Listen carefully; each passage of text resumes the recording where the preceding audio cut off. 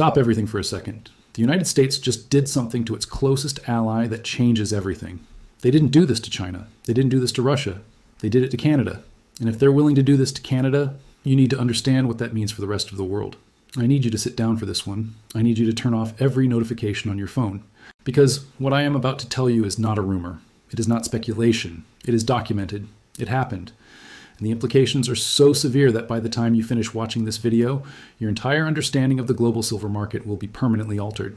The United States of America just seized a silver shipment from Canada. Not China, not Iran, not some enemy state. Canada, the neighbor, the ally, the trading partner that has been moving goods across that border without incident for over a century.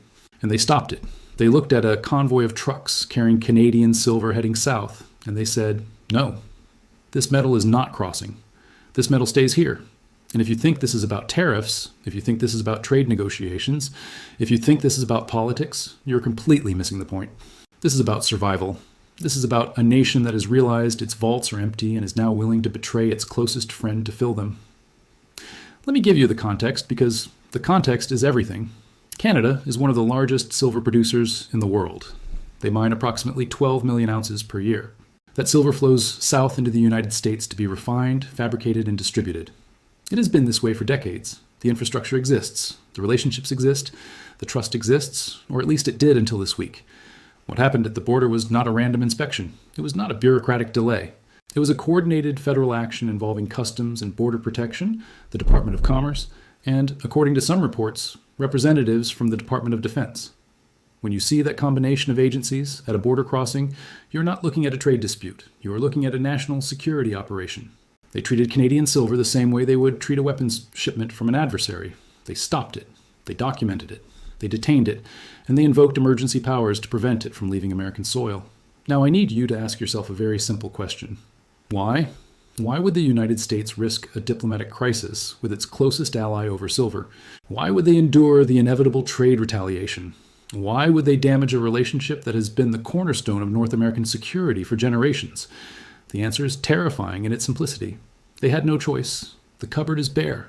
The vaults are empty. The COMEX registered inventory has been hemorrhaging metal for months.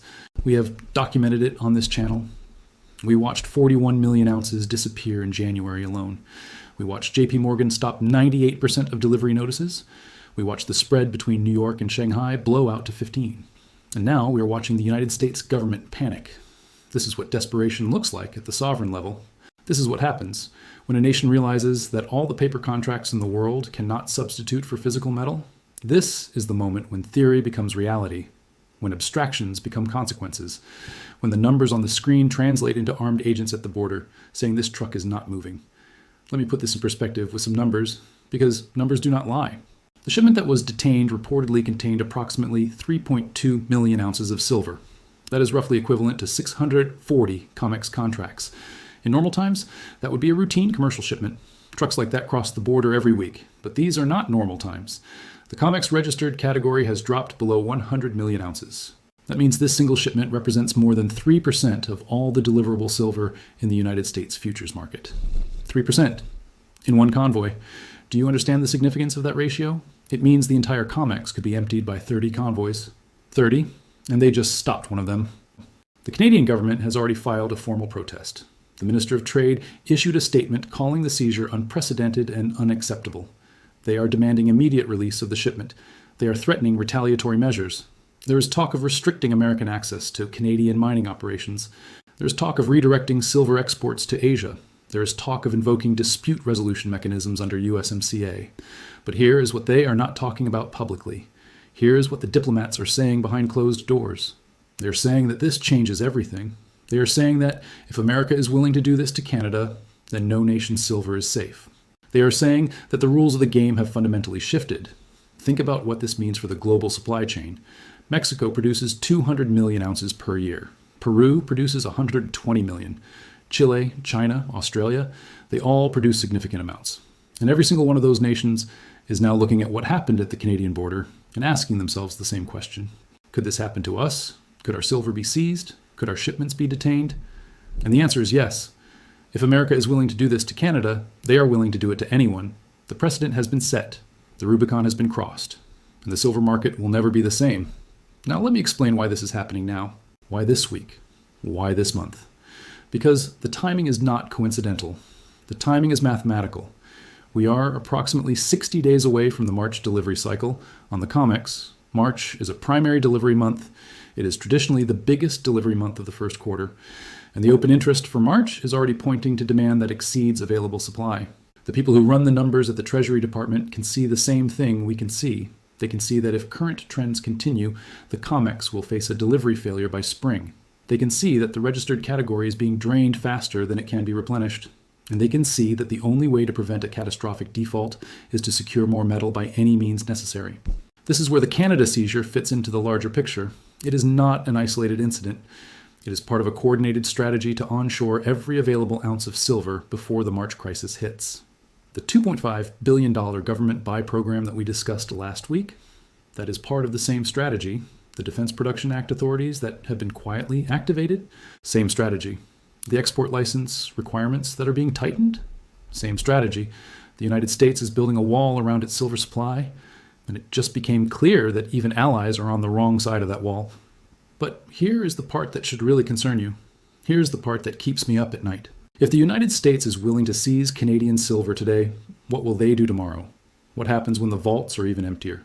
What happens when the March delivery cycle hits and there is not enough metal to satisfy the contracts? What happens when industrial users like Apple and Tesla and the solar manufacturers cannot get the silver they need to keep their factories running? I will tell you what happens. Domestic seizure. The same powers that were used to stop Canadian silver at the border can be used to stop American silver from leaving the country. They can be used to requisition silver from private vaults. They can be used to force holders of physical metal to sell to the government at fixed prices. This is not science fiction. This is exactly what happened with gold in 1933. Executive Order 6102 required all persons to deliver their gold to the Federal Reserve.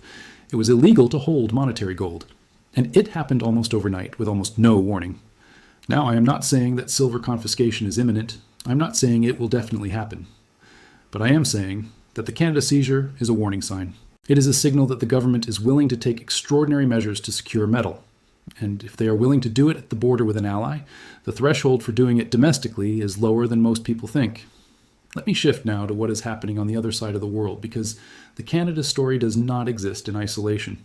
It exists in a global context where East and West are competing for a shrinking pool of physical metal, and the East is winning.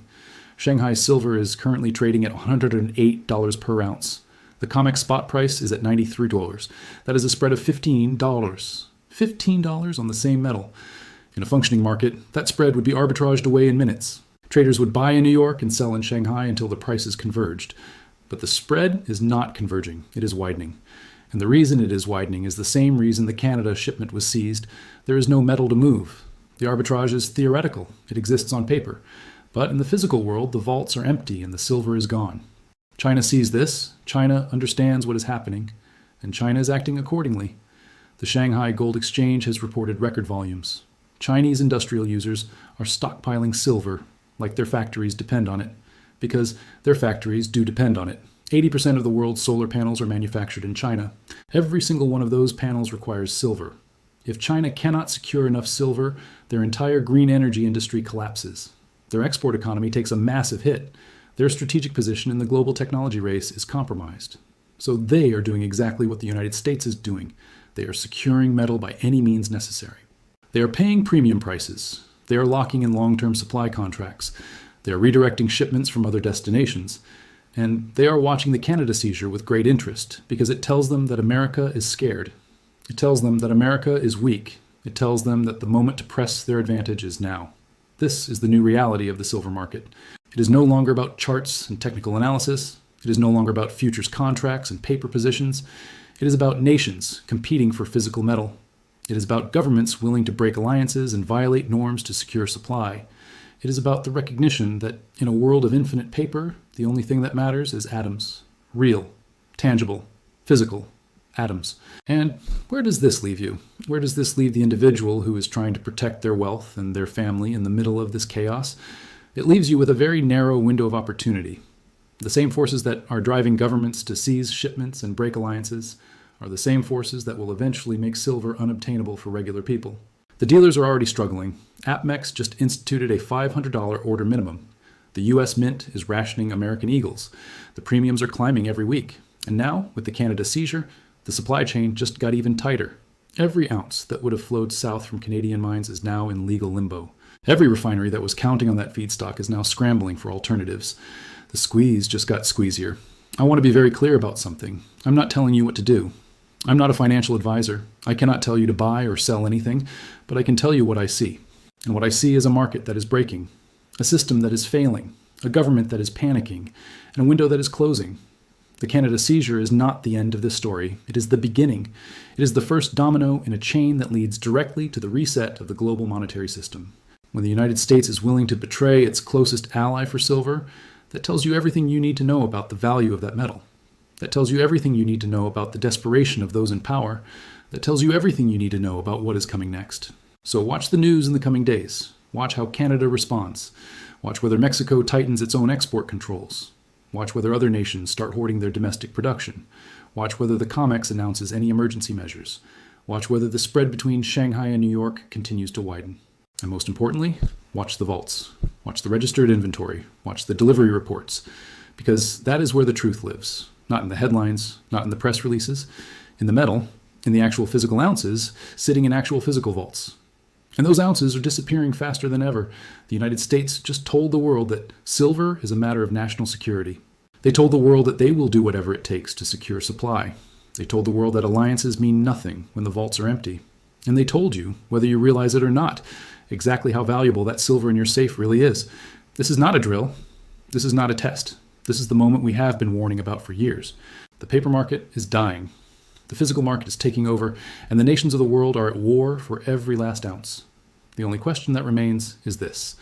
When the dust settles, when the new system emerges, when the price of silver reflects its true value, which side of history will you be on?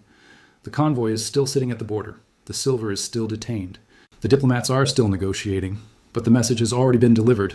The message is clear, the rules have changed, the game is over, and the scramble for real assets has officially begun.